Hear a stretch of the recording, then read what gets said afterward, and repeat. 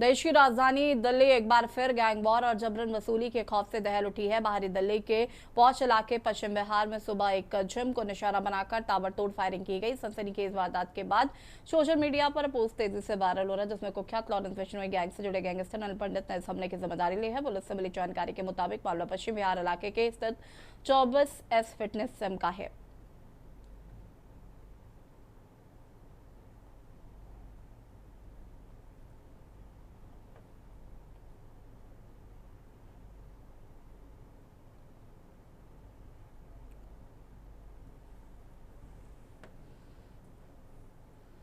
अमरोहा से खबर, जहां पर पुल पर ब्रेक फेल होने से नहर में गिरी कार। शादी समारोह से लौट रहे थे कार सवार 5 युवक। बता दें कि बेकाबू कार सीधे रामगंगा पोषक नहर में जा समाई। युवकों ने सूझबूझ दिखाकर कूदकर बचाई जान। हादसे के बाद मौके पर जुटी ग्रामीणों की भीड़ कार को नहर से बाहर निकालने का प्रयास जारी। गनीमत रही, हादसे में कोई जनहानि नहीं हुई। मंडी धनौरा क्षेत्र के बोधीनरपुर का ये पूरा मामला बताया जा रहा है।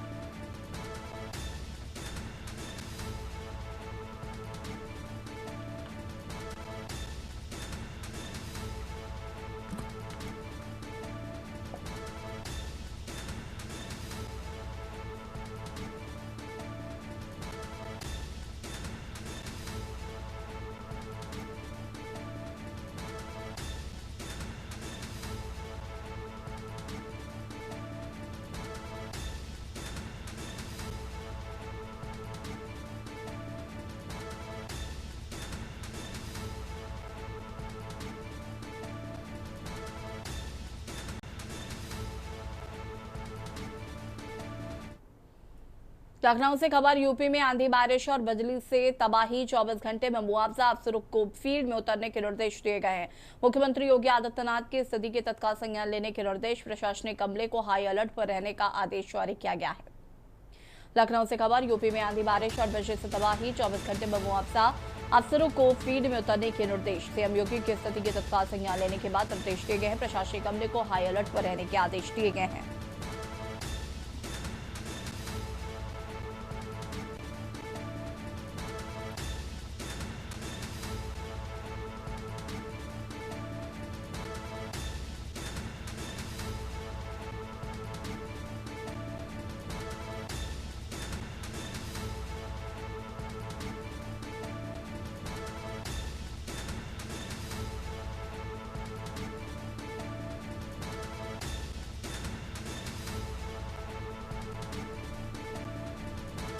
प्रशासनिक अमले को हाई अलर्ट पर रहने के निर्देश। यूपी में आंधी बारिश और जल में तबाही।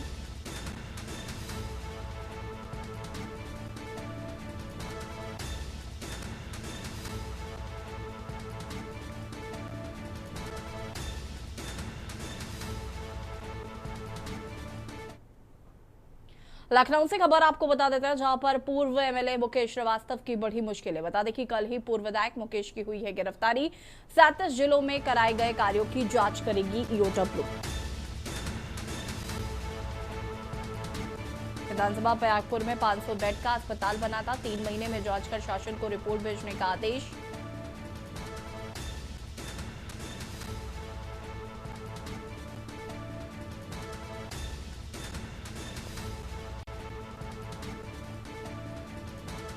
कल ही पूर्व विधायक मुकेश की हुई है गिरफ्तारी। 37 जिलों में कराए गए कार्यों की जांच करेगी ईओडब्ल्यू।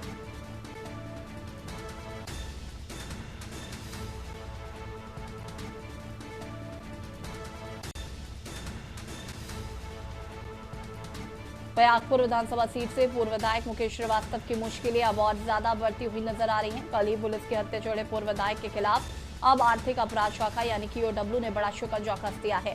शासन के निर्देश पर ईओडब्ल्यू अब प्रयागपुर में बने 500 बेड के अस्पताल और प्रदेश के 37 जनपदों में कराए गए निर्माण कार्यों में हुए कथित घोटालों की विस्तृत जांच करेगी। शासन ने इसके लिए ईओडब्ल्यू को महज 3 महीने का समय दिया है, जिसके भीतर जांच पूरी कर रिपोर्ट सौंपनी होगी। बता दें कि कल ही पूर्व विधायक मुकेश की गिरफ्तारी हुई है। 37 जिलों में कराए गए कार्यों की जांच करेगी ईओडब्ल्यू। और इसी खबर पर ज्यादा जानकारी के लिए मैनेजिंग एडिटर मनीष पांडे जी हमारे साथ फोन लाइन पर जुड़ चुके हैं। मनीष जी, क्या कुछ जानकारी है? पूर्व विधायक मुकेश की कल ही गिरफ्तारी हुई थी और अब उनकी मुश्किलें बढ़ती हुई नजर आ रही है और ईओडब्ल्यू अब पूरे मामले की जांच पड़ताल करेगी। बिल्कुल ये चीज देखिए, बड़ा गंभीर मामला है ये। दरअसल कल ही जो समाजवादी पार्टी के पूर्व विधायक हैं मुकेश श्रीवास्तव, उनकी गिरफ्तारी हुई है और गिरफ्तारी उनकी एक पुराने मामले में हुई है जिसमें एनआरएचएम, जो एक स्वास्थ्य विभाग का बहुत बड़ा घोटाला था, एनआरएचएम से रिलेटेड एक मामले में उनकी गिरफ्तारी हुई है जिसमें काफी समय से जांच चल रही थी। तो ऐसे में ये लग रहा था कि शायद हो सकता है कि एक मामला, ये जो गिरफ्तारी हुई इसमें देर सबेर उन्हें राहत मिल जाए। लेकिन अब जो स्थिति है यशी, वो स्थिति थोड़ी सी और ही खतरनाक हो गई है, क्योंकि अब सरकार ने एक बड़ा कठोर निर्णय लिया है, बड़ा कठोर कदम उठाया है कि मुकेश श्रीवास्तव की जो फर्में थी, जो 37 जिलों में काम करती थी, दरअसल देखा जाए कि एक तरह से कहा जाए कि स्वास्थ्य विभाग में पिछले कुछ सालों से मुकेश श्रीवास्तव का सिक्का चलता था। मुकेश श्रीवास्तव जिसको जहां चाहते थे, जिसकी ट्रांसफर से लेके पोस्टिंग तक, सप्लाई से लेके तमाम ठेकों तक, हर चीजों में बताया जाता था कि मुकेश श्रीवास्तव का दखल है। हालांकि प्रत्यक्ष तौर पर कहीं कोई इस तरह का प्रमाण नहीं मिला, लेकिन दबी जबान स्वास्थ्य विभाग, स्वास्थ्य महकमे का हर एक कर्मचारी या अधिकारी ये कहता था कि जो स्वास्थ्य विभाग में है उसमें लगभग सारे जो काम होते हैं वो मुकेश श्रीवास्तव के ही सारे पे होते हैं। तो काफी लंबे समय से ये चर्चा चल रही थी और मुझे लगता है कि जो शासन में बैठे बड़े अफसर हैं उन्हें भी इस बात की जानकारी हुई और कहीं ना कहीं इसमें जो योगी आदित्यनाथ मुख्यमंत्री उत्तर प्रदेश सरकार है, उन्होंने बड़ी सख्त कार्रवाई का निर्देश दिया है, जिसका परिणाम ये है कि गृह विभाग ने एक लेटर जारी किया है, जो पुलिस महानिदेशक जो आर्थिक अपराध अनुसंधान शाखा के हैं उनके नाम से, और मुकेश श्रीवास्तव के कराए गए 37 जिलों में जितने भी उनकी फर्मों के द्वारा काम कराए गए हैं, उन सभी फर्मों के कराए गए काम की विस्तृत जांच करने के लिए कहा गया है। आदेश जारी कर दिए गए हैं और 3 महीने में उसकी रिपोर्ट तलब कर ली गई है। समय सीमा भी निर्धारित कर दी गई है कि 3 महीने में इस जांच को पूरा कर लेना है और पूरा करने के बाद वो जो जांच रिपोर्ट है वो शासन को सौंपनी है। तो जाहिर तौर पर एक बड़ा कठोर कदम उठाया गया है और इससे लगता है कि जो मुकेश श्रीवास्तव विधायक हैं जिनकी गिरफ्तारी हाल ही में हुई है, अब उनकी मुश्किलें कम नहीं होंगी और अब कहीं ना कहीं उनके ऊपर जो है, जो सरकार है, सरकार की नजरें टेढ़ी हो गई हैं। थोड़ा सा आश्चर्य भी इस बात का होता था कि विपक्ष के विधायक होने के बाद भी, विपक्ष समाजवादी पार्टी से जुड़े होने के बाद भी, आखिर किसकी शहर में स्वास्थ्य विभाग में इतना सिक्का चलता था मुकेश श्रीवास्तव का। लेकिन अब इस आदेश के बाद कहीं ना कहीं मुश्किलें बढ़ गई हैं मुकेश श्रीवास्तव की, और जाहिर तौर पर सिर्फ मुकेश श्रीवास्तव की नहीं, बल्कि मुकेश श्रीवास्तव से जुड़े उन तमाम लोगों की मुश्किलें बढ़ेंगी जो उनकी फर्मों के साथ मिलकर काम करते थे, या जो उनके इशारे पर काम करते थे, या जो उनके सिंडिकेट में उनके साथ थे। तो फिलहाल कड़ा रुख अपनाया है शासन ने, सरकार ने, और पत्र जारी कर दिया गया है, 3 महीने का समय दिया गया है। अब देखना ये होगा कि इस जो ईओडब्ल्यू की जांच है उस जांच में निकल कर क्या आता है। जी बिल्कुल, बहुत बहुत शुक्रिया आपका जानकारी साझा करने के लिए। और बता दें कि पूर्व एमएलए मुकेश श्रीवास्तव की बढ़ी मुश्किलें, उनके कराए गए कार्यों की होगी जांच।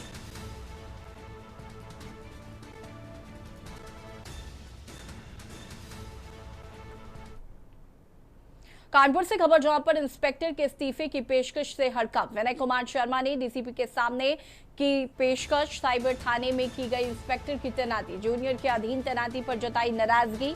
अफसरों पर मानसिक प्रताड़ना का भी आरोप लगाया है। नियम विपरीत तैनाती करने का लगाया आरोप। अपराध शाखा में रह चुकी है विनय कुमार की तैनाती। इस्तीफे की पेशकश की महकमे में जबरदस्त चर्चा जारी। जूनियर के अधीन तैनाती पर नाराजगी जताई है।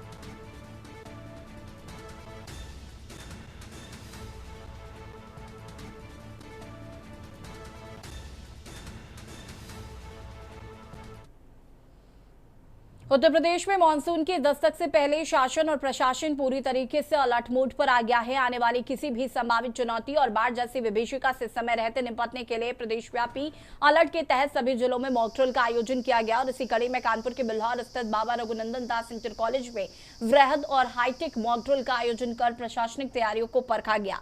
आपदा की घड़ी में अलग अलग सरकारी विभागों के बीच कैसा सटीक समन्वय होना चाहिए, इसकी जमीनी हकीकत इस मॉक ड्रिल में देखने को मिली है। आयोजन के दौरान कई प्रमुख विभागों के आला अधिकारी और कर्मचारी पूरी मुस्तैदी के साथ मैदान में डटे नजर आए।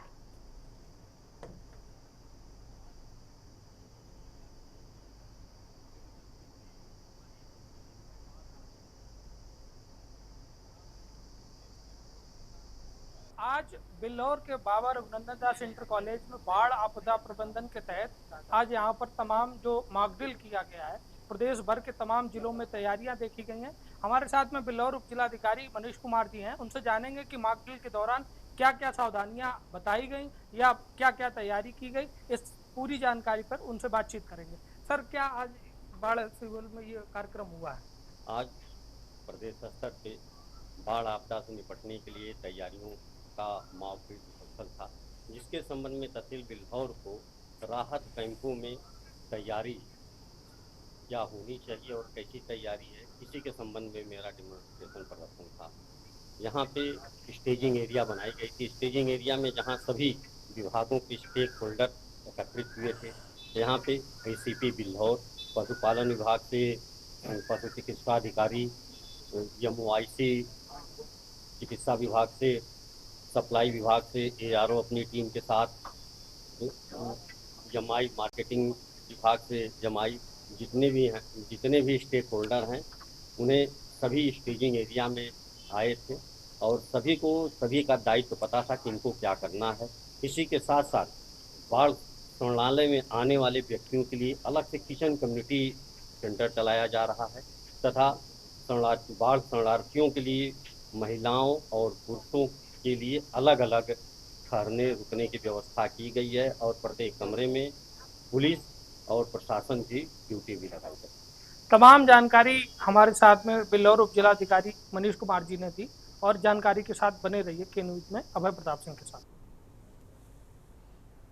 केंद्र की मोदी सरकार के सफल 12 वर्ष पूर्ण होने के उपलक्ष्य में रायबरेली जनपद में उत्सव और संकल्प का माहौल देखने को मिल रहा है और इसी कड़ी में शहर के डिग्री कॉलेज स्थित शहीद चौक पर भारतीय जनता पार्टी के वरिष्ठ नेत्री और सदर विधानसभा की पूर्व प्रत्याशी नीता श्रीवास्तव की अगुवाई में भव्य हवन पूजन महायज्ञ का आयोजन किया गया। शहीद चौक पर आयोजित इस धार्मिक अनुष्ठान में वैदिक मंत्रोच्चार के बीच आहुतियां दी गई। बीजेपी नेत्री अनीता श्रीवास्तव और उपस्थित कार्यकर्ताओं ने देश के यशस्वी प्रधानमंत्री नरेंद्र मोदी, उत्तर प्रदेश के मुख्यमंत्री योगी आदित्यनाथ के दीर्घायु, उत्तम स्वास्थ्य और राष्ट्र कल्याण के लिए विशेष रूप से प्रार्थना की गई।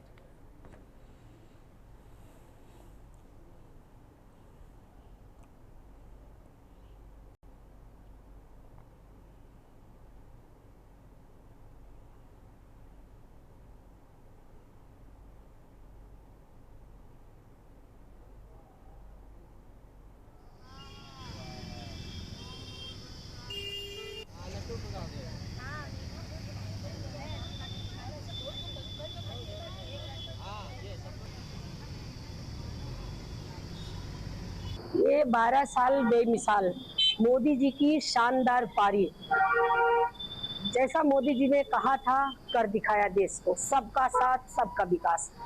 बहुत शानदार पारी 12 साल उनके नेतृत्व में बीता है। आज इसी उपलक्ष्य में हम लोगों ने यहाँ पर हवन पूजन किया है और विश्व गुरु बनने की ओर हमारा भारत देश है और मैंने एक संकल्प लिया है। आज 12 साल बेमिसाल के उपलक्ष्य में एक संकल्प लिया है कि 100 दिन 100 गांव, 100 दिन 100 गांव जाके हर एक दिन एक गांव जाने हैं और वहां पे जाकर मोदी जी के उपलब्धियों को, जो उन्होंने किया है, कुछ लोग जो कुछ गरीब लोग हमारी भारतीय जनता पार्टी की योजनाओं से जो वंचित रह जा रहे हैं। चंदौली में बाढ़ प्रभावित किसानों की मांग पर कड़ई नदी की खुदाई में भ्रष्टाचार के गंभीर आरोप सामने आए हैं। किसानों का कहना है कि खुदाई की गई मिट्टी का डोला बनाने के बजाय उसे अवैध रूप से बेच दिया जा रहा है। आरोप है कि रात के अंधेरे में मशीनों से मिट्टी की खुदाई कर बिक्री की जा रही। किसानों ने यह मामला डीएम के सामने उठाया, जिस पर डीएम चंद्रमोहन गर्ग ने जांच के आदेश देने की बात कही है।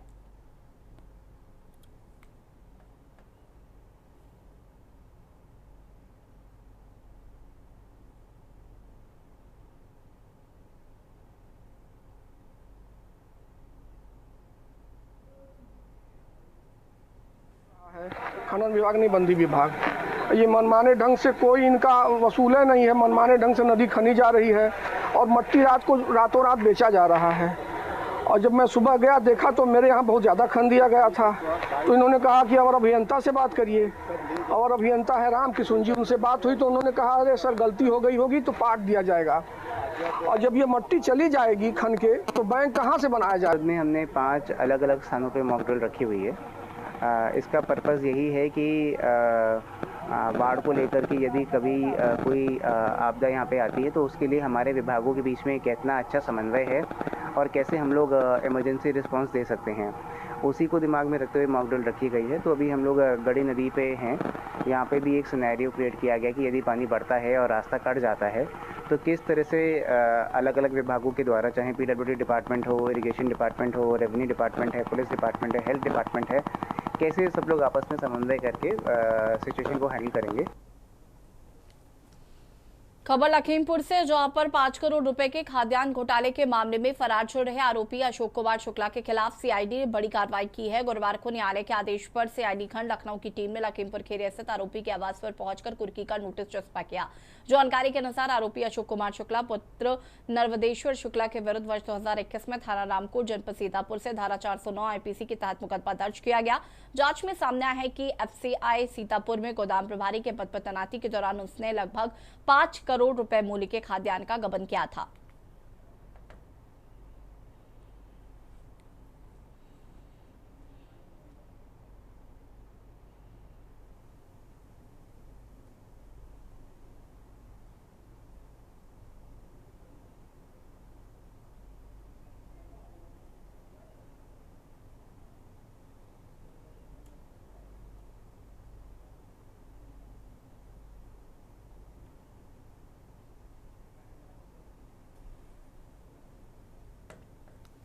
खबर गाजियाबाद से, जहां लोनी कोतवाली क्षेत्र के आशियाना सिटी कॉलोनी में हत्या के बदले हत्या का सनसनीखेज मामला सामने आया। यहां 22 वर्षीय तस्नीम को बीती शाम घर से बुलाकर मौत के घाट उतार दिया गया। मूल रूप से बागपत के सुजरा कैंपुर का रहने वाला तस्लीम दिल्ली के बहादुरगढ़ में नाई का काम करता था। पुलिस ने शव को पोस्टमार्टम के लिए भेजकर आरोपी की तलाश और मामले की जांच पड़ताल शुरू कर दी है।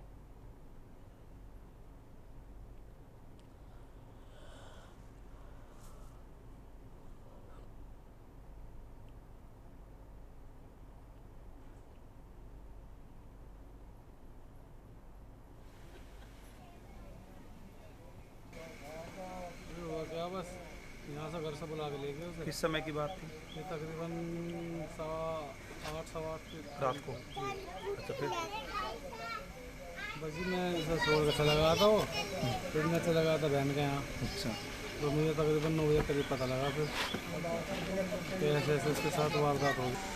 कुछ नहीं हुआ था, बस गाड़ी कहीं पर गए थे और कहीं पर जाकर गाड़ी खड़ी कर छब्बी देकर गए थे नीचे से नीचे। और उनका फ़ोन आकर इधर को स्कूल की गली है कोई, उधर को लेकर हाथ डालकर पता ना कौन था उसको ले गया। अच्छा, फोन किसका आ रहा था, कुछ जानकारी है? नहीं पता, फ़ोन नहीं है हमारे पास। किसके पास उनका फ़ोन? फ़ोन चौकी में है। चौकी में। अच्छा, वो चौकी में। तो कब आपको फिर पता लगी घटना की? एक लड़का आया था, बोला चीनी को चाकू मार दे, किसी ने वहाँ पड़ा। मैं भागी तस्लीम को चीनी भी कहते थे। यहाँ से गए भागे हम। मैं गई अकेले, अम्मी को पता नहीं था। मैं वहाँ पर गई, वहाँ बहुत ज़्यादा खून पड़ा था। इतने हॉस्पिटल में ले गए भाई को, भाई ने दम दे दी। बुलंदशहर के खुर्जा में दस्तावेज लेखों के समर्थन में खुर्जा बार एसोसिएशन उतर आई है। आम सभा में सर्वसम्मति के साथ समर्थन प्रस्ताव पारित किया गया, जिसमें संघर्ष को जोनहत से जुड़ा मुद्दा बताया गया है। बैठक की अध्यक्षता बार अध्यक्ष जयवीर सिंह जौकर ने की, जबकि संचालन महासचिव पीयूष बंसल द्वारा किया गया। बैठक में निर्णय लिया गया कि जब तक धरना प्रदर्शन जारी रहेगा तब तक बार एसोसिएशन समर्थन में खड़ी रहेगी। प्रस्ताव को सब रजिस्ट्रार कार्यालय खुर्जा को भी भेज दिया गया है।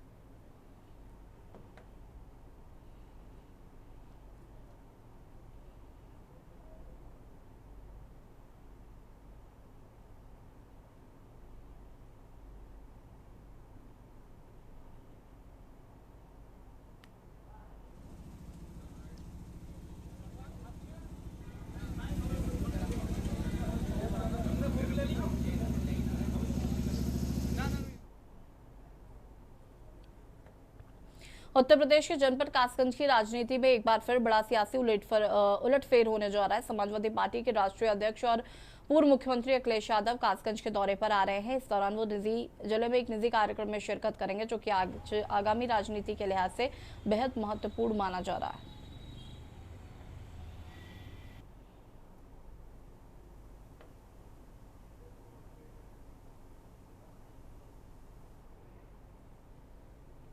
और यहाँ रुकेंगे छोटे से ब्रेक के लिए, जो हासिल होते हैं। ब्रेक के बाद एक बार फिर से आप सभी का स्वागत है। उत्तराखंड के मुख्यमंत्री पुष्कर सिंह धामी के गृह विधानसभा क्षेत्र चंपावत से भारतीय जनता पार्टी के लिए बेहद चौंकाने वाली खबर सामने आई है। क्षेत्र की राजनीति में उस वक्त भारी हलचल मच गई जब पार्टी नगर पंचायत अध्यक्ष पद के चुनाव में निर्दलीय प्रत्याशी ने सत्ताधारी दल के उम्मीदवार को धूल चटा दी। पार्टी नगर पंचायत अध्यक्ष पद के बेहद कड़े और दिलचस्प मुकाबले में प्रत्याशी नारायण लाल ने शानदार जीत दर्ज की है। उन्होंने भाजपा के अधिकृत प्रत्याशी नवीन राम को 224 वोटों के बड़े अंतर से पराजित किया।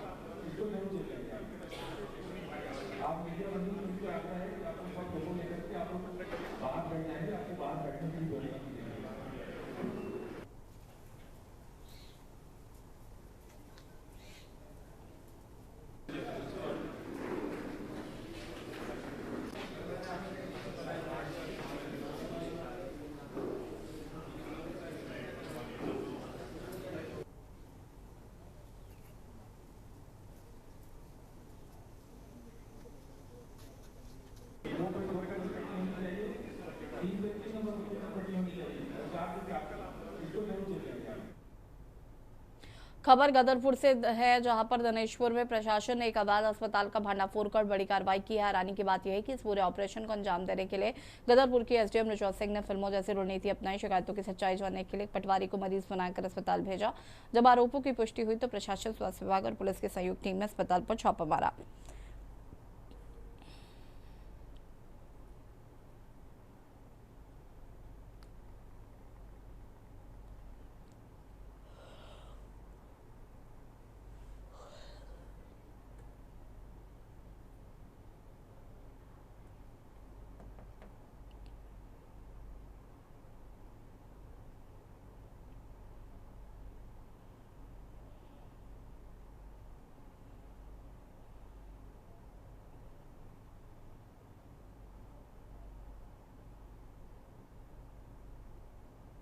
इसके क्रम में ये कार्रवाई हुई है। सर को एक शिकायत प्राप्त हुई थी कि दिनेशपुर में जो लाइफलाइन हॉस्पिटल है वो उसके पास कोई भी ऐसे डॉक्यूमेंट नहीं है कि वो एक हॉस्पिटल के रूप में चलाया जाए, और साथ ही यहाँ पर कई जो नाबालिग बच्चियाँ हैं, जो उनके डीएनसी के केस हैं, जो उनके एबॉर्शन वगैरह हैं, वो यहाँ पर किए जा रहे हैं, जबकि यहाँ पर कोई भी गायनी डॉक्टर भी यहाँ पर नहीं है। तो इसके क्रम में आज जब टीम बनाकर, जिसमें मेडिकल की जो टीम थी जिले की वो, और जो हमारी लोकल गदरपुर के डॉक्टर हैं वो, और पुलिस प्रशासन के साथ संयुक्त छापेमारी जब यहाँ पर की गई, जिसमें जो हमारी ही पटवारी है उसको एक पेशेंट बना के भेजा गया, जिसका इन्होंने यहाँ बोला कि हाँ ठीक है, अभी आपका यहाँ ट्रीटमेंट, यहाँ डीएनसी आपकी हो जाएगी। मौसम विज्ञान केंद्र देहरादून के निदेशक सीएस तोमर ने बताया कि पिछले 24 घंटे में प्रदेश के अनेक स्थानों पर बारिश दर्ज की गई है। वहीं 4-5 जगहों पर 50-60 किलोमीटर प्रति घंटे की तेज हवाएं भी चली। मौसम विभाग के पूर्वानुमान के मुताबिक 11 और 12 जून को लगभग सभी जिलों में हल्की से मध्यम बारिश होगी। इस दौरान 50-60 किलोमीटर, कहीं 70 किलोमीटर प्रति घंटे तक की तेज हवाएं चलेंगी। सीएस तोमर ने बताया कि 13 जून के बाद पश्चिमी विक्षोभ का असर घटेगा, लेकिन उत्तरी 5-6 जिलों में अनेक स्थानों पर बारिश जारी रहेगी।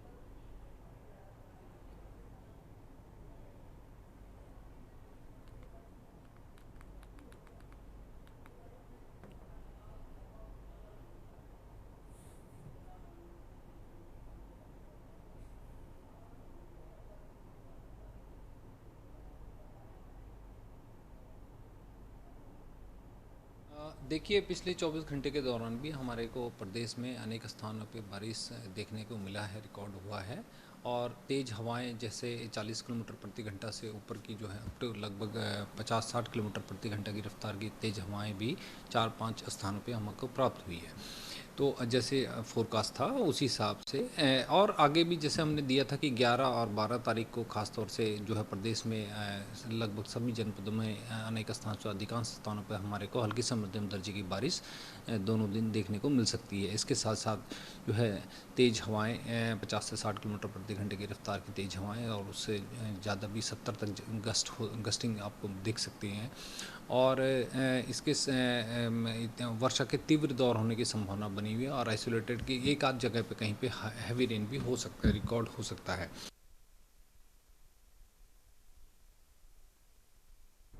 खबर गदरपुर से है, जहां पर प्रधानमंत्री नरेंद्र मोदी के कार्यकाल की उपलब्धियों को लेकर भाजपा कार्यकर्ताओं ने विशेष कार्यक्रम का आयोजित किया। इस दौरान क्षेत्रीय विधायक अरविंद पांडे ने मंदिर में पूजा अर्चना कर प्रधानमंत्री नरेंद्र मोदी के दीर्घायु और स्वस्थ जीवन की कामना की तथा लोगों के बीच मिठाई वितरित कर खुशी जाहिर की।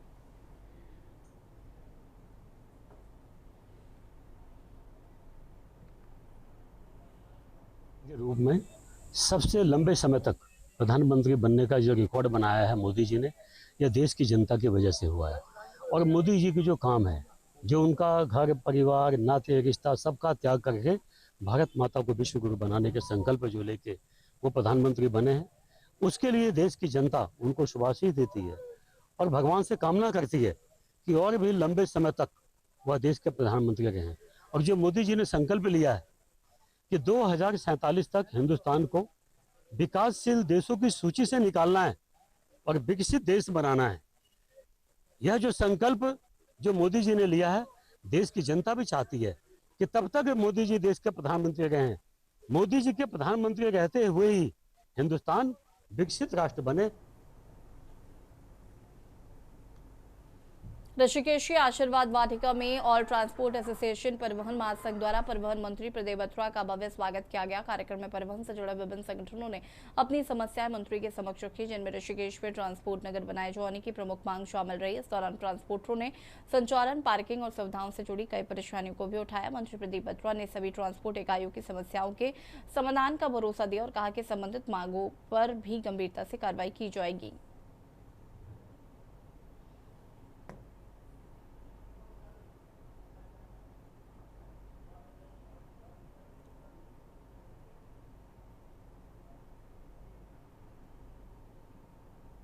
जितने सभी ट्रांसपोर्ट के एसोसिएशन के और सभी प्रधान और सभी लोग उपस्थित थे, सभी प्रकार के वाहन जो भी यहाँ पर चलते हैं वो सभी लोग यहाँ पर आज उपस्थित थे। और मैं सोचता हूँ कि ऋषिकेश एक हमारा महत्वपूर्ण स्थान है, जो हमारी आध्यात्मिक राजधानी है, योग की राजधानी है। और यहाँ से 4 धाम यात्रा संचालित होती है और पहाड़ पर जाने के लिए सभी यहाँ से जो गाड़ियाँ संचालित होती हैं, उनकी समस्याएं काफ़ी सारी थी। काफ़ी समस्याएं जो है मौके पर ही सरलता कर दिया गया है। बाकी समस्याओं के ज्ञापन ले लिए गए हैं, उनको विभाग पे चर्चा करके और उनको जारी कर जाएंगे। जो समस्याएं हैं, मैं सोचता हूँ कि ये लोग एक सेवा के रूप में कार्य करते हैं, यात्री को ले जाना, उनके गंतव्य तक पहुँचाना और ऊपर पहाड़ों पे ट्रस्ट द्वारा हमारे जो गुड्स आते हैं और खाने पीने की सामग्री आती है, उनका एक बहुत महत्वपूर्ण रोल है। ट्रक वालों की भी समस्या थी परमिट को लेकर, वो सभी समस्याओं का समाधान मैं सोचता हूँ कि अभी मंच पर ही कर दिया गया है। और जो समस्याएं शासन स्तर पर हो रही हैं, उनको हम लोग चर्चा करके बहुत जल्द उनका समस्या समाधान करेंगे। यहाँ पर और प्राइवेट वाले पैसे बहुत ले रहे हैं, तो सरकारी मशीन टेंडर हो गया, यहीं पर लग रहे हैं आज में। ऐसी बहुत सारी छोटी छोटी चीजें थी। अगर इस तरह की मीटिंग होती रहेंगी तो कई समस्या निकलती रहेंगी। तो ये समस्याएं अब ऑटो वाले की है, अब वो नहीं जा पाता मंत्री तक, मैं मुख्यमंत्री जा पाता। एक संगठन है, बैठ के चर्चा होगी, कई चीजें नोट होगी, अधिकारी साथ में नोट कर ली, तो शायद मैं चाहता हूँ जल्दी उससे नहीं आ जाए। बड़ी बात यह है कि समय कम है, चुनाव अच्छा सहायता लग जाएगी, जितना हो जाए, लेकिन एक लाइन शुरू हो जाएगी, लाइन मिल जाएगी कि हाँ ये भी हो सकता है काम। अब वो तो अकेले अकेले भागता रहता है। पहली बार 28 यूनियन जो एक जगह आगे बैठी है और अपनी बातें रखी है और खूब होमवर्क हुआ, 10-15 दिन खूब होमवर्क हुआ, समस्या छाटी गई। जो आपस में कंट्रोवर्शियल समस्या जिसे ड्रा किया गया, ऐसे मत बोलो, रख दो, इसे आपस में निपटेंगे, ऐसे करके लिया तो, लेकिन अच्छा रिजल्ट रहा। चंडीगढ़ पुलिस ने अपना 60 साल के शानदार सफर पूरा होने पर आधिकारिक तौर पर डायमंड जुबली लोगो का अनावरण किया है। इस विशेष लोगो को केंद्र शासित प्रदेश चंडीगढ़ के पुलिस महानिदेशक डॉक्टर सागर प्रीत हुड्डा द्वारा लॉन्च किया गया। इसके साथ ही डायमंड जुबली समारोह की शुरुआत भी हो गई और इस मौके पर उन्होंने कहा कि पिछले 6 दशकों में चंडीगढ़ पुलिस का आधुनिक तकनीकी अनुकूल और जन केंद्रित बल के रूप में विकसित हुआ। उम्मीद जताई कि समारोह जनता के साथ पुलिस के भरोसे को और मजबूत करेगा। उनके साथ हम एडवांस में डिस्कशंस करते हैं और उनको भी हम ये कन्विंस करते हैं कि जो सिटी है, सिटी की जो नॉर्मल लाइफ है वो चलती रहे, उस पर कोई एडवर्स इम्पैक्ट नहीं होना चाहिए किसी भी डेमोन्स्ट्रेशन का। तो जनरली वो समझते हैं इस चीज़ को, चंडीगढ़ शहर की जो इम्पोर्टेंस और जो एक तरह से कैपिटल सिटी है, तो इसकी सेंसिटिविटी, इसकी जो सीरियसनेस है वो सभी प्रोटेस्टर्स भी जानते हैं। डेमो फरीदाबाद पुलिस ने अपराधियों और कानून हाथ में लेने वालों को सख्त चेतावनी जारी की है। पुलिस का साफ कहना है कि बदमाश चाहे कहीं का भी हो, अगर उसने फरीदाबाद की धरती और गुंडागर्दी या अपराध करने की कोशिश की तो उसे किसी भी सूरत में बख्शा नहीं जाएगा। चेतावनी को सच कर दिखाते हुए टीम ने देर रात एक मुठभेड़ के दौरान दिल्ली एनसीआर के कुख्यात शीटर बदमाश सोनू को गिरफ्तार किया है और एसीपी क्राइम अरुण दहिया ने पत्रकार वार्ता कर इस दौरान पूरे मामले का खुलासा किया।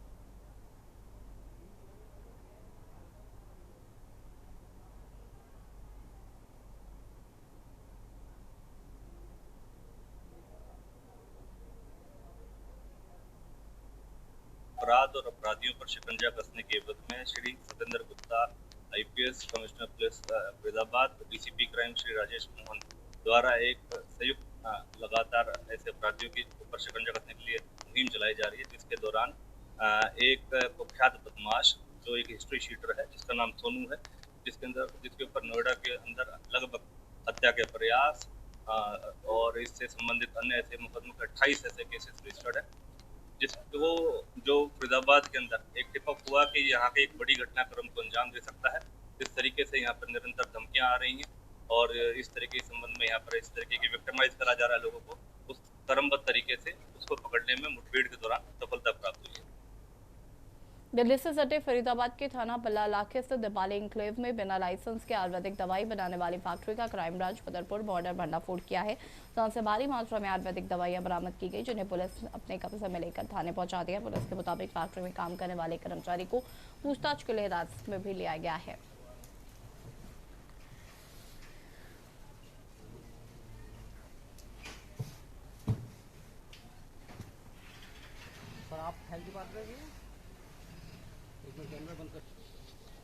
देखिए, हमारी क्राइम ब्रांच बदरपुर बॉर्डर की टीम को सीक्रेट सोर्स से सूचना प्राप्त हुई कि दीपावली इंक्लेव में एक स्थित मकान में अवैध गतिविधियां की जा रही हैं। वहाँ पर आयुर्वेदिक की दवाइयाँ गलत तरीके से बनाई जा रही है, तो पैकिंग की जा रही थी, जिस पर हमारी जो क्राइम ब्रांच की टीम थी उसने आईओएस डिपार्टमेंट दिल्ली व अपने फरीदाबाद व सोनीपत की टीम के साथ इसमें कार्रवाई की और वहाँ से सैंपलिंग वगैरह लिया और काफ़ी मात्रा में हमने वहाँ पर पैकिंग का सामान है और अन्य दवाइयाँ हैं, पाउडर हैं, कैप्सूल्स हैं, खाली बोतल्स वगैरह को हमने सीज किया है और इस पर एक मामला हमने दर्ज करा। आगे इन्वेस्टिगेशन क्राइम ब्रांच बॉर्डर की टीम द्वारा की जा रही है।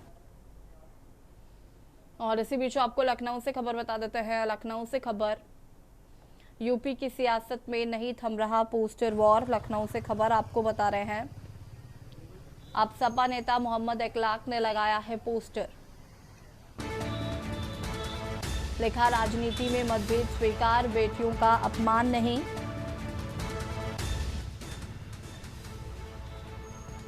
बेटियों का सम्मान देश की पहचान।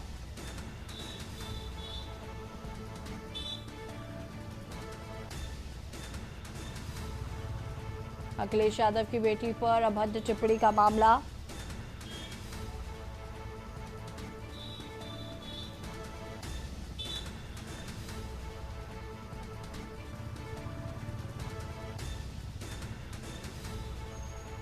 लखनऊ से खबर, यूपी की सियासत में नहीं थम रहा है पोस्टर वॉर।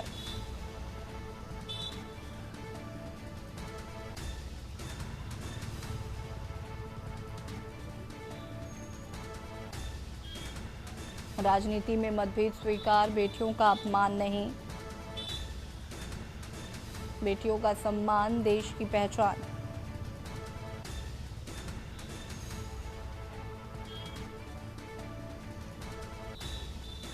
अखिलेश यादव की बेटी पर अभद्र टिप्पणी का मामला।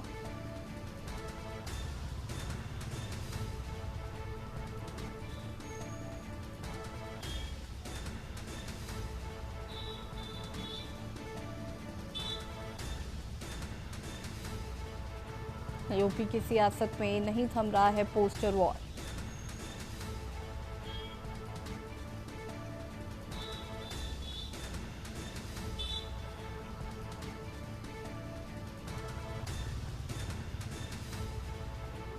बेटियों का सम्मान, देश की पहचान।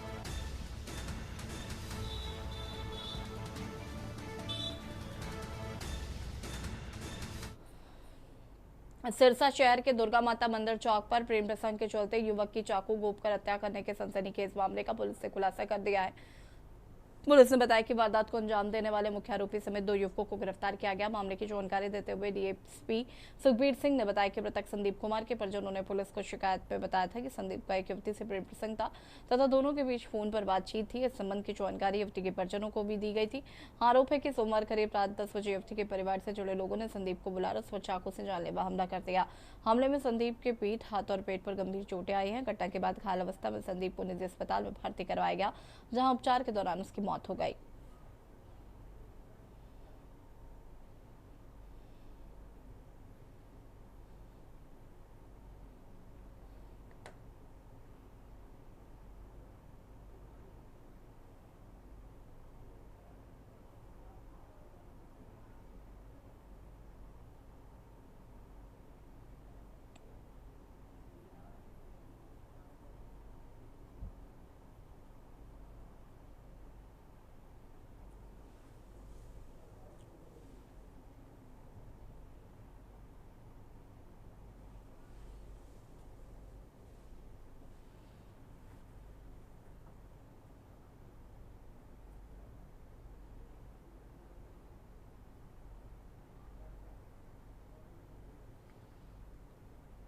कनीना उपमंडल के गांव चोलावास में 1 महीने के भीतर दूसरी हत्या की घटना सामने आई आने से क्षेत्र में सनसनी फैल गई है। बुधवार शाम करीब 6:30 बजे गांव के एक विवाहिता की कथित रूप से लाठी से हमला कर हत्या की गई थी। सूचना मिलते ही पुलिस मौके पर पहुंची और मामले की विभिन्न पहलुओं से जांच की जा रही।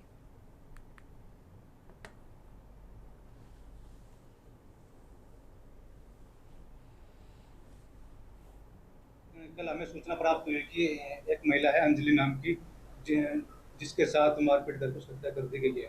जो हमारी टीम है मौके पर पहुंची है और डेड बॉडी को मौके लेकर और सरकारी में पहुंचा दिया गया है सबको, और आगे पोस्टमार्टम कार्रवाई की जा रही है और तफ्तीश जारी है। खबर फरीदाबाद से, जहां नगर निगम ने शहर में बढ़ते प्रदूषण को नियंत्रित करने के लिए तैनात की गई एंटी स्मॉग मशीनों को दुरुपयोग का मामला तूल पकड़ता जा रहा है। इन मशीनों का उद्देश्य सड़कों, प्रदूषण प्रभावित क्षेत्रों में धूल और प्रदूषण कणों को नियंत्रित करना है। लेकिन सेक्टर 25 से चौलकर से एक वीडियो वायरल हो रहा है जिसमें एंटी स्मॉग मशीन लगी है। गाड़ी को करीब 2 घंटे तक बिना किसी उपयोग के चालू हालत में खड़ा दिखाया गया। स्थानीय लोगों का आरोप है कि मशीन के उपयोग के नाम पर नगर निगम डीजल के रूप में धन की बर्बादी कर रहा है। अब देखने वाली बात यह होगी कि नगर निगम प्रशासन इस मामले में क्या कदम उठाता है। देखो, ये मामला अभी आप जैसे कुछ विजिलेंट मीडिया कर्मी मेरे समक्ष लेकर आए हैं। मैंने इसकी वीडियो भी देख ली है और उसमें साफ साफ दिख रहा है कि किसी प्रकार का एक दुरुपयोग तो हो ही रहा है डीजल का, क्योंकि उस वीडियो के अंदर ना तो कोई हमारा ड्राइवर बैठा हुआ है और गाड़ी ऑन है। तो इसका हमने संज्ञान ले लिया है। हमारे पास कुछ 7-8 ड्राइवर हैं जो एंटी स्मोगन चलाते हैं। एंटी स्मोगन फिलहाल कम चलाई जा रही है, बट ये वीडियो देखकर मुझे दिख रहा है कि कुछ ना कुछ तो लैप्स किया जा रहा है। इसके ऊपर हम अभी सख्ती से कार्रवाई करेंगे और जो भी इसकी फाइंडिंग होंगी उस पर कड़ा से कड़ा एक्शन लिया जाएगा। खबर जांजगीर चांपा से है, जहां पर कोठवी सोनार स्थित क्रोकोडाइल पार्क में बेहद दुर्लभ दिलचस्प नजारा सामने आया। मगरमच्छ का अपने बच्चों के साथ अकेलिया करते हुए उनकी देखरेख करने का वीडियो वायरल हुआ है। यहां एक अलग ही रूप देखने को मिला। आमतौर पर मगरमच्छ को खतरनाक और शिकारी जल जंतु के रूप में जाना जाता है। वायरल वीडियो में मगरमच्छ अपने छोटे बच्चे को बड़े ही सुरक्षित तरीके से अपने मुंह में दबाकर दूसरी जगह ले जाता दिखाई दे रहा है और ये दृश्य दर्शाता है कि मगरमच्छ सिर्फ शिकारी ही नहीं बल्कि एक संरक्षक की भूमिका भी बड़ी सफलता से निभाता है।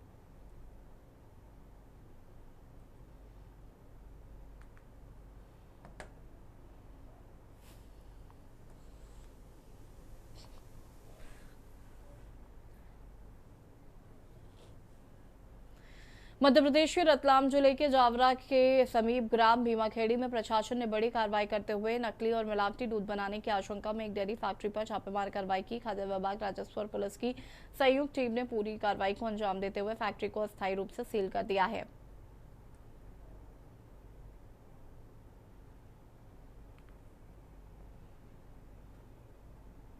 ऑर्डर पाया गया इसलिए आए हैं सर देखने के लिए, लेकिन ये हमको बीएमसी वालों को अलाउ है सर एसएनएम मेंटेन करने के लिए। ये जो आप टैंकर सप्लाई कर रहे हैं इसके अलावा क्या घरों के अंदर भी नहीं सप्लाई करते हैं? यहाँ milk for not for sale है सर, ये सिर्फ टैंकर से जाता है। कहाँ जाता है ये सर? ये बेगनगर और एक दो जगह दूध जाता है सर। कहाँ वहाँ पे कोई ऑथेंटिक कोई एजेंसी जो लेती है? जी सर। कौन सी एजेंसी? पंचमहल में जाता है सर। क्या क्या बनता है उसका आगे सर? वो मैन्युफैक्चर वो उनका उसका आइडिया उनको सर 3 साल की कार्रवाई की है। अभी आप लोगों ने जैसे खाद्य विभाग के जो मैडम के बयान लिए हैं उनके अनुसार कार्रवाई की गई है। तो फैक्ट्री सील की गई है। टीआई साहब और हम लोग कानून व्यवस्था के लिए यहाँ खड़े थे और फैक्ट्री सील करवाई गई है।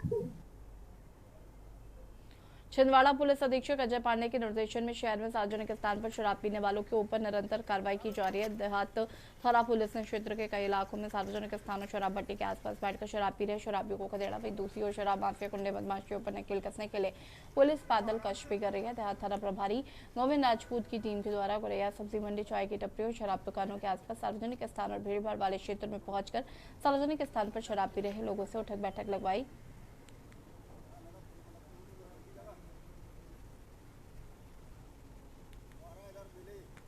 लगातार क्षेत्र से सार्वजनिक स्थानों पर शराब पीने की सूचना प्राप्त हो रही थी, जिसको तहत हमारे वरिष्ठ अधिकारी पुलिस अधीक्षक महोदय के द्वारा दिशा निर्देश दिए गए थे। इस संबंध में हमारे द्वारा थाना देहात क्षेत्र के विभिन्न ऐसे इलाके जहां पर कि लोग सार्वजनिक स्थानों पर शराब पीते हैं, वहां पर हमारे द्वारा लगातार दबिश दी जा रही है। इसी कार्यक्रम में आज हमारे द्वारा गुरैया सब्जी मंडी, गुरैया के विभिन्न स्थानों, काशी नगर और हजरी चौक, वहाँ पर हमारे द्वारा दबिश दी गई। कई जो लोग शराब पीते पाए गए, जिन्हें खदेड़ा गया भी, और कई लोगों को समझाइश देकर कि दोबारा यदि वो ऐसे सार्वजनिक स्थानों पर शराब पीते पाए जाते हैं तो उनके ऊपर सख्त कानूनी कार्रवाई की जाएगी और अपराध पंजीबद्ध करके उनको जेल भी भेजा जाएगा। खबर देवघर से, जहां पर जिले को नशा मुक्त बनाने के अभियान में पुलिस को बड़ी सफलता हाथ लगी। पुलिस ने जसीठिया के रोया धर्मशाला में छापेमारी कर ड्रग्स की खरीद बिक्री करते हुए रंगे हाथ 6 पैडलरों को गिरफ्तार किया है। आरोपी से 76 ग्राम से अधिक ब्राउन शुगर बरामद की गई है।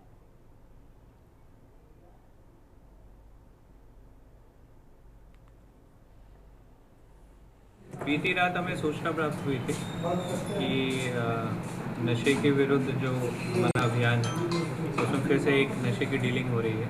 अभी देवघर में हम लोग नशे का अभियान चला रहे हैं और जितने भी पेडलर्स हैं उनको हम लोग गिरफ्तार करके जेल भेजने की कोशिश कर रहे हैं। और इसमें लोगों को भी सूचना प्राप्त होती है। कल एक सूचना प्राप्त हुई थी कि जेसीडी थाना के पास, जेसीडी रेलवे स्टेशन जो है उसके पास एक रोया धर्मशाला है, उसके पास कुछ जो पेडलर्स हैं वो जुट रहे हैं। तो इसी सूचना के आधार पे हमारी एक टीम का फॉर्मेशन हुआ और वो टीम वहाँ पे रेड करने गई। तो उस टीम ने नज़र रखा और फिर देखा कि वहाँ पे 2 लोग बाहर से आए हुए हैं। एक जिसमें गुल मोहम्मद जो सरगना का है वो जामतारा का रहने वाला है और एक इस्माइल अंसारी वो करौं का रहने वाला है।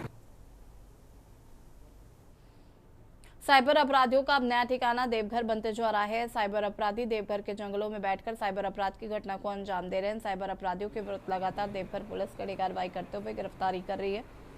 इसी दौरान सारठ के डकाय जंगल में साइबर अपराध करते हुए 4 अभियुक्तों को पुलिस ने गिरफ्तार किया है।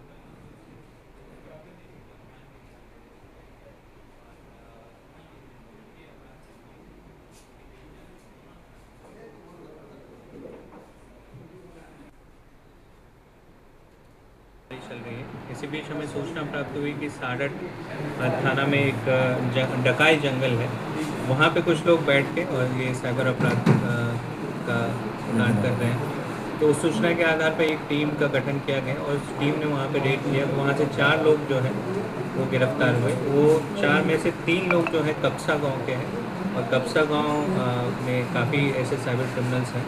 तो ये लोग के पास से 7 मोबाइल फ़ोन और 6 सिम कार्ड बरामद हुए। जब इन मोबाइल फ़ोन और सिम कार्ड को एनालाइज किया गया तो हमने देखा कि इनके विरुद्ध 34 पुराने मामले जो हैं वो NCRB पोर्टल पे हमें मिले।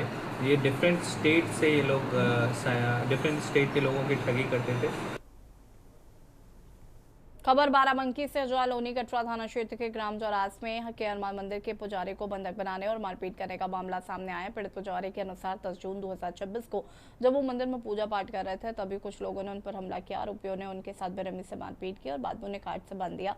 गंभीर चोटें आने के कारण पुजारी मौके पर ही बेहोश हो गए थे। घटना की जानकारी मिलने पर परिजन मंदिर पहुंचे तो उन्होंने पुजारी को बेहोशी की हालत में देखा। पीड़ित ने अपनी जान माल का खतरा जताते हुए पुलिस से सुरक्षा की गुहार लगाई है।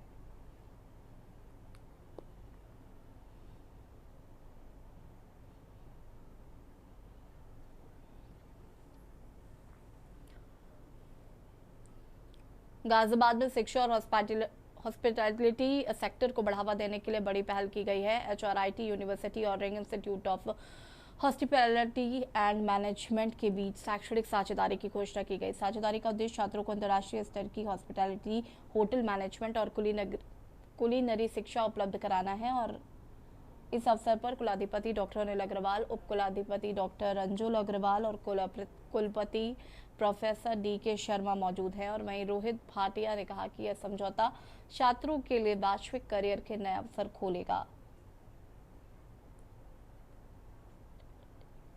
हमारा कोलैबोरेशन है, बड़ी exclusive collaboration with HRIT university and RIG, जो कि हमारा एकेडमिक कोलैबोरेशन है। It's a international collaboration because we been already attach with काफ़ी सारे यूनिवर्सिटीज़, काफ़ी सारे hotels from all across the world. So अभी इनफैक्ट हमने यही डिस्कस किया है कि जो हमारे स्टूडेंट्स जो कि 3 साल के लिए आएंगे, कुछ 4 साल के लिए BHMCT वाले प्रोग्राम के लिए आएंगे।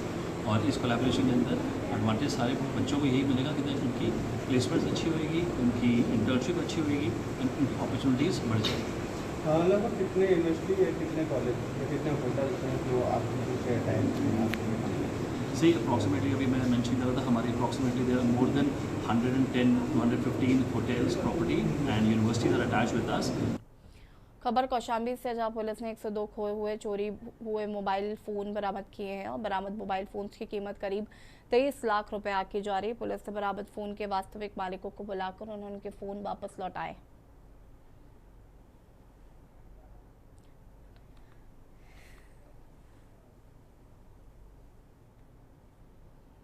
खबर बुलंदशहर से, जहां पहासू थाना क्षेत्र से पुलिस प्रशासन की बड़ी लापरवाही सामने आई। कस्बे के प्रमुख अलीगढ़ चौराहे सहित विभिन्न स्थानों पर लाखों रुपए से लगवाए गए CCTV कैमरे पिछले कई महीनों से खराब पड़े हैं। आने की बात यह है कि एक तरफ के उच्च अधिकारी व्यापारियों से सुरक्षा के मद्देनजर CCTV कैमरे लगाने की लगातार अपील कर रहे हैं।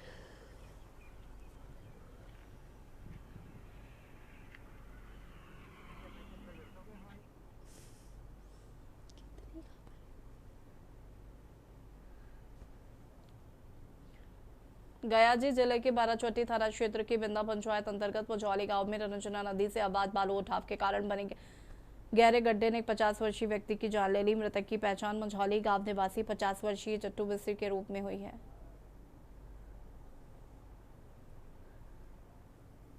अब सांझे में नहीं देता आसरा तक खोजे लगा लिए कि काने देखना हो खेतों पर उन्हें पाटे दाती उन्हें के दाती कोई ने कहा था उन तक सांझे रात के सारे खोज निकले बेटा पुत्र बाहर बेटो में बाहर है तुम गुरु पुत्र हिया के नहीं अलगे आती दोनों शादी रे गेल नहीं शादी जाली को गेल तब खोजते ही सब गांव घर के खोजते ही अब फिर अंदर अलवा हो गया गे मैया कैसे हमर दिन आया जाए तो बापा घर में आपका आप ही रहते हैं, अभी रहते हैं? हाँ हाँ। कौन नाम है आपका? मालती देवी। मालती। हाँ। सीकर जिले के धार्मिक नगरी खाटू श्याम जी में गेस्ट हाउस कर्मचारी करण कुमावत पर हुए जानलेवा हमले के मामले ने बड़ा आंदोलन का रूप ले लिया है। घटना को 2 सप्ताह से अधिक समय बीत जाने के बावजूद आरोपियों की गिरफ्तारी नहीं होने से लोगों में भारी आक्रोश है। सर्व समाज के लोगों ने सीकर में आक्रोश रैली निकालकर खाटू श्याम जी थाना प्रभारी पवन कुमार चौबे को निलंबित करने और आरोपियों की जल्द गिरफ्तारी की मांग की है। खाटू श्याम जी में एक गरीब मजदूर के बेटे करण कुमावत को उस गुंडे बदमाशी अपराधियों ने मार पीट कर अधमरा कर दिया था, जो SK हॉस्पिटल में भर्ती है। 5 साल उसके ऑपरेशन हो गए हैं, अभी ज़िंदगी और मौत से वो जूझ रहा है। 29 तारीख को हमने पुलिस अधीक्षक जी को ज्ञापन दिया था कि उसके मुलजिमों को गिरफ्तार किया जाए। SP साहब ने 2 दिन का अल्टीमेटम दिया था, उसके बाद भी उन गुंडों को पकड़ा नहीं जा सका।